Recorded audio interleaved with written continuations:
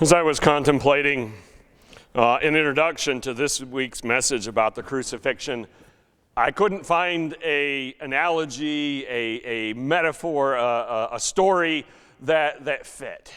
They all seemed either too trite or too much of a stretch as a connection. So I decided, rather than that, simply to give some more background information about crucifixion itself. And much of this you've probably heard over the years. Roman crucifixion in particular, it was learned by the Roman Empire from the Carthaginians. The Carthaginians were their bitter rivals, and they fought multiple wars basically to the death until one of the two was destroyed. But they took that form of punishment from them and adopted it as their own. One of the most famous Roman politicians, philosophers, a man named Cicero, called crucifixion the most cruel and hideous of tortures. And he wrote how that could never be done to a Roman citizen. But of course, that was his primary concern, were the citizens of Rome. It was reserved by the Romans primarily for slaves and for those guilty of sedition, insurrection, being in arms against the state.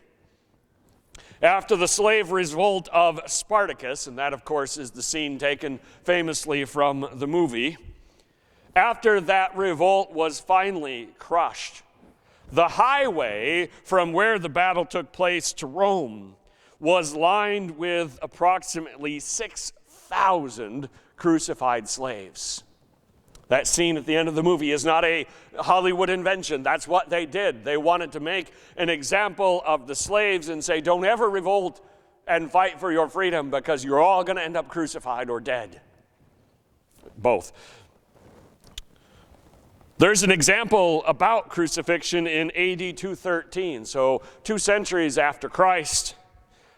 Can't confirm it, of course, but the report is that a husband and wife were crucified together. Don't know why, what crime they were supposed to have committed, but they evidently lasted on their crosses for 10 days before dying. Obviously tied, not nailed to those crosses. The historian Josephus, writing about the siege of Jerusalem, which takes place about 40 years after our text this morning, wrote this: the soldiers' act of rage and hatred nailed those they caught, one after one way and another after another, to the crosses by way of jest. So Josephus wrote that when the Roman soldiers besieging Jerusalem caught people that were trying to escape, they thought it was funny. They amused themselves by finding different ways to crucify them. Different positions, different methods, by way of entertaining themselves while the siege dragged on. Take a look at our text this morning from Mark chapter 15, verses 16 to 26. I broke this into between one message on the crucifixion and one message next week on the death of Jesus. There's no good spot to break the two, but this is the best I could to divide it into two because it deserves at least 2 times of contemplating this text. So let's take a look at 16 to start. The soldiers led Jesus away into the palace, that is the praetorium, and called together the whole company of soldiers. So we pick up the text after Pilate has abdicated his responsibility as governor, right? After he has said, fine, take him and crucify him, I don't care. After that, Jesus was publicly flogged, which is a horrific punishment. That was the last bit of our message previously, that he was flogged. Okay. By itself, being flogged would at times kill the prisoner, whether that prisoner was later to be executed or not. Sometimes simply the act of flogging someone would, through loss of blood or through the shock, lead to a heart attack. It would kill the person being treated that way, having their backs ripped open by the whip. So that has already happened to Jesus, where we start the text. and now the soldiers, and these are non-Jewish Roman soldiers, many of them recruited from the area of Palestine to serve here in Jerusalem, have some time to kill. Jesus is scheduled to be executed publicly by crucifixion in a little while, outside the city along with others we know. So they have some time. So they take Jesus back into the courtyard and gather together their compatriots for some fun at the expense of a condemned man. The way that they take to this moment makes me think this was not the only time that they acted thusly. This was probably not the only time they indulged their sadistic pleasure of hurting other people. No doubt some amongst this group of soldiers were the instigators and the ringleaders, the ones that pushed it forward. Others perhaps merely watching. But Mark tells us of no one stepping forward to say that's enough. No officer, no one bringing this to a premature close out of mercy. That is not part of our tale this morning, our text. So what did they do? They put a purple robe on him, then twisted together a crown of thorns and set it on him. The flogging which Jesus had endured, while of course cruel and inherently unjust on someone like him who was innocent, at least had a rationale in the minds of the authorities, right? In their cold calculus of how we have to run this empire. They believed if we single out those who step out of line and we brutally, publicly punish them, others might think twice before doing what that person did to receive the punishment. They thought of it in those terms as a deterrent. That's a calculation based, of course, on power, not justice, not what someone deserves, but on how one maintains power. And that certainly is a calculus familiar to governments throughout history, and certainly something we see in many governments in our day and age. The mockery of Jesus occurring inside by the soldiers, though, is something different. This takes place inside, not outside, not publicly. If not for the gospel account telling us about this, we wouldn't even have known it was happened. It was not meant as a deterrent. So if it's not a deterrent, what are they doing? They began to call out to him, "Hail, King of the Jews!" They're doing the same thing that bullies and mean girls, as they're called, each day do as they terrorize someone small or unpopular in school. They're tearing other people down in order to build themselves up. Now, that's not true, right? Beating other people down, mocking them, hurting them doesn't build you up. It doesn't make you better. But that is an impulse that is sadly very much a part of the depraved human condition. People do it. Mocking the weak is so common, not just in our society, but in history. Mocking the weak is so common as to be unnoteworthy, except when it goes, quote unquote, too far. Except when someone ends up hospitalized, dead. Otherwise, we don't even hear about it most of the time. So the soldiers mocked Jesus as a Jewish king, reveling in the powerlessness of the Jewish people, whom their swords and their uniforms allowed them to take advantage of with near impunity. If they could treat a Jewish king this way, then of course their own position of power must be very secure. Who needs morality when you can wield raw power? And so they do. What else did they do? Again and again they struck him on the head with a staff and spit on him. Falling on their knees, they paid homage to him. The cumulative effect of the flogging and the thorns and the beating upon Jesus we will see shortly. All of this is happening before the actual crucifixion has even begun. This is all prologue.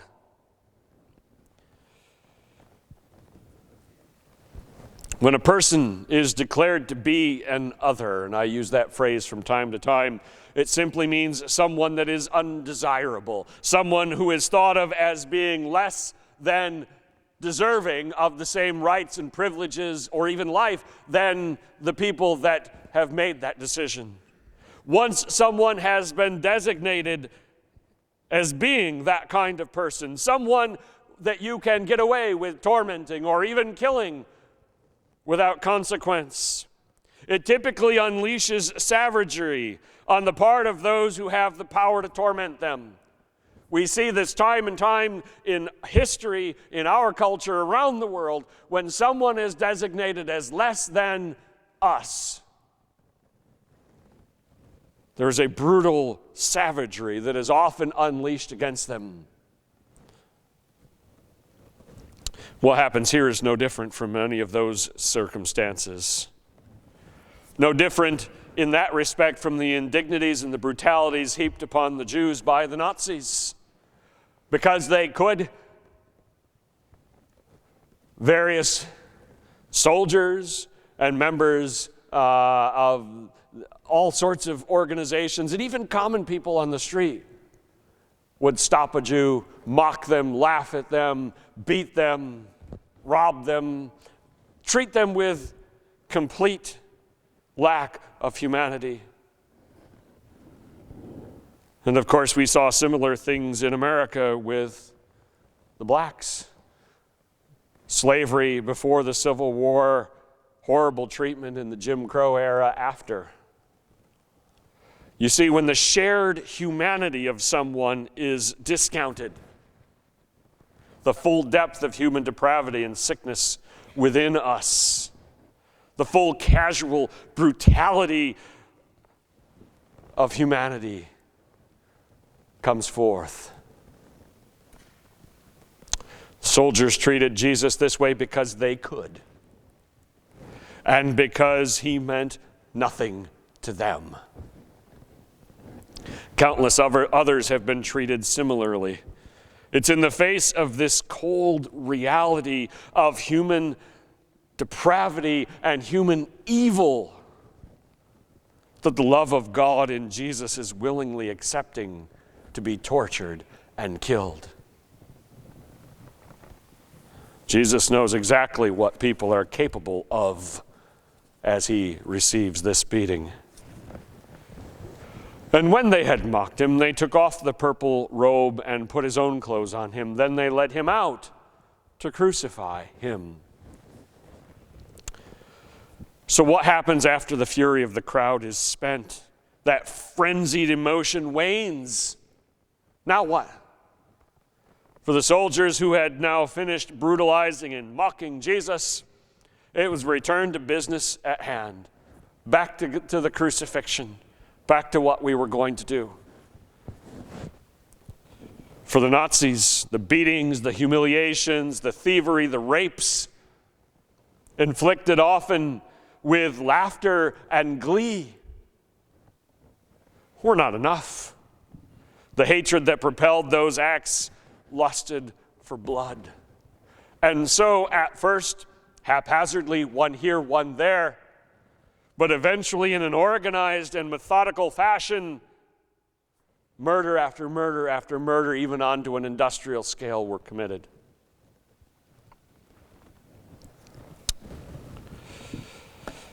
Verse 21, a certain man from Cyrene, Simon, the father of Alexander and Rufus, was passing by on his way in from the country, and they forced him to carry the cross. The gospel accounts don't specifically tell us why Jesus couldn't carry the cross beam all the way out of the city to the execution site. That is typically required of the condemned, but it's no mystery why he couldn't do it. After a flogging, let alone the additional beating that he received, few healthy young men would be able to stand let alone carry a 40-pound wooden beam. That Jesus stumbled and fell, as the traditional stations of the cross commemorate, it's no surprise. And so we see Simon of Cyrene. Simon was either the right person in the right place at the right time, or the wrong one in the wrong place at the wrong time, depending on what his later response to the claims of Jesus turned out to be. To be randomly forced by the Romans to carry a cross of a fake king would be humiliating and infuriating. If Simon harbored any nationalistic zeal, any pride as a Jew, this would be a humiliation. But to carry the cross for the true Messiah, sent by God to pay the ransom in blood for the sins of the world, to do that would be an honor, if that word is possible in the midst of all of this suffering. We don't know what Simon thought. Perhaps in the moment he was angry, having whatever he was trying to do interrupted by this. Maybe he later learned what role he had played in God's salvation of humankind. But it is noteworthy that Mark mentions Simon's sons, Alexander and Rufus. Our best guess is that he did so because they were known to the church in Rome. If we read the end of the book of Romans, Paul greets someone named Rufus there. That perhaps may be this same man, this man's son. Then with verse 22, they brought Jesus to the place called Golgotha, which means the place of the skull. Calvary is the Latin version of this name, and that's where that word comes from. Why it was called the place of the skull, we don't know for sure where this name came from, but it certainly is a fitting name to call a place where you hold public executions. In keeping with the symbolism of the Mosaic law and the sacrifices entailed in it, Jesus' death will take place outside the city. Leviticus 4:12 tells the priest to take the sacrificed animals' bodies outside the camp to be burned. The text of Hebrews that we opened with and read, chapter 13, 11 to 13, we already read that, confirms this significance. The Sanhedrin may have thought that by handing Jesus over to the Romans to be executed alongside criminals outside the city, that they were ensuring he would be remembered as an outcast. But the Father's will took their malice and their jealousy and turned it instead into a fulfillment of sacrificial law, continuing the theme of the stone the builders rejected has become the cornerstone. They thought they were getting rid of him, sending him out of the city, when they were simply doing what needed to be done. Then they offered him wine mixed with myrrh, but he did not take it. Mark doesn't tell us who made the offer. Was it the women of Jerusalem out of pity? Were they there offering this to any executed man to try to lessen their suffering? Or was it the executioner who wanted something quick and easy and just wanted a compliant person to kill? Either way, Jesus refuses this ancient version of a painkiller. Why? Well, it certainly wasn't a lack of pain. It was far from that. May we never get a taste of the pain that Jesus endured that day. Some of us have had some pretty horrific pain through accidents or other things wrong with our bodies, but this is another level. Rather than that, it was his need to experience the fullness of his role as the sacrificial lamb, his need to remain clear-headed until the very end, to ensure that his sinlessness would last until his last breath, that his faculties would be clear whilst enduring the wrath of God soon to be poured out upon him, and we'll talk about that next week. As with so many other steps in this journey, Jesus acts here self-sacrificially in love, doing so for others at great cost to himself. So he turns it down. Then 24, and they crucified him. Dividing up his clothes, they cast lots to see what each would get. Man, we could say a lot more than what Mark did. Mark just says, they crucified him. What the Romans did was a public form of torture. It was intended to be horrific enough to deter others from committing the same crimes, whatever it is they're saying these people did. Watching the long, drawn-out agony of those being crucified was a lesson. If spikes were not driven through the wrists and feet, and often they were not, dehydration would take days depending on the health of the person being crucified. Eventually, often, the soldiers would get tired of waiting and simply take a mallet and smash the legs of the person hanging there in order to speed things up. In Jesus' case, the blood loss from the flogging would ensure a shorter death anyway. There's no way he's going to last days, even without spikes. But now, they drive a spike through each wrist, as best we can reconstruct how this was done, and one through each foot, whether over the top of each other or separately. It's hard to say. We don't actually have much evidence about the details. It doesn't matter. Pierced 4 times. More blood, more pain. Using nails like this would, of course, cause much more acute pain, but shorten the amount of time. For the soldiers, this was business as usual. Once Jesus had been nailed to the cross and the beam hoisted into its place in the hole, they sat down to wait. They got nothing else to do. So why not gamble for his meager possessions? Why not pass the time while the condemned man hangs there in agony by throwing some dice? It was 9 a.m. when they crucified him.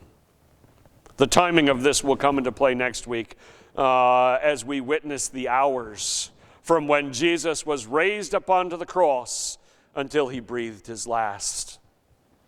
Given that the next day is a Sabbath, it will be over before sundown for all 3 of these condemned men.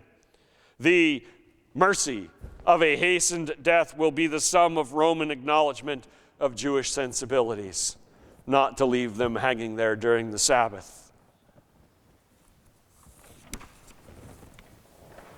And then lastly, the written notice of the charge against him read, "The King of the Jews." Mark doesn't share with us Pilate's petty motivation for wording the notice just as he did, nor the Sanhedrin's annoyance that he did that. Mark simply tells us what the official legal rationale for putting this innocent man to death was. From the Roman perspective, it was one example among many of messianic fervor and nationalism, the kind that led to Barabbas's rebellion and that will eventually lead to war and the destruction of Jerusalem. Remember, we are only a generation away from outright revolt and war in Judea. They believed in crushing dissent before it could grow. Jesus wouldn't have been the only innocent man they executed in a public display of their power. He was just the only one who wasn't guilty of anything at all.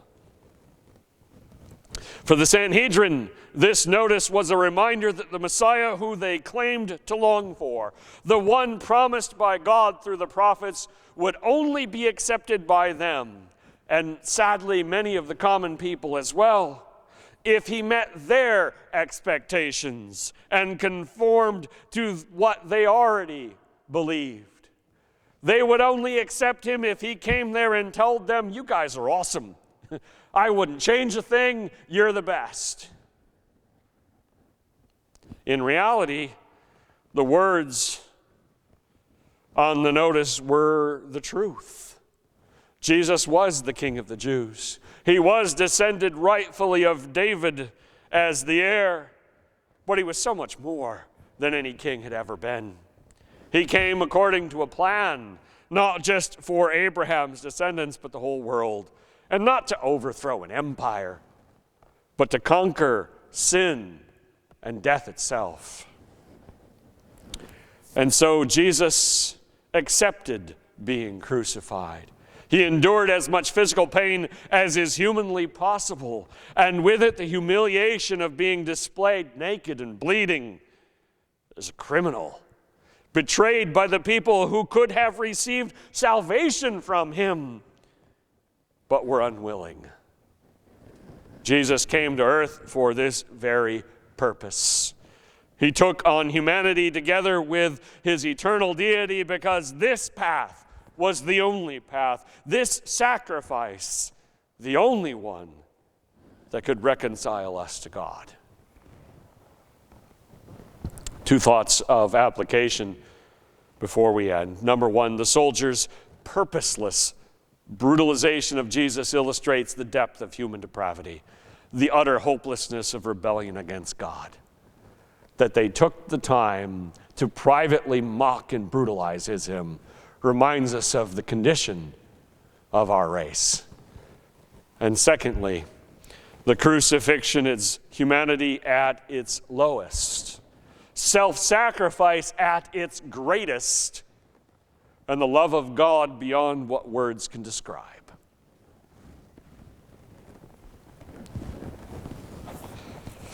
At this point, we'll prepare our hearts and minds for communion, for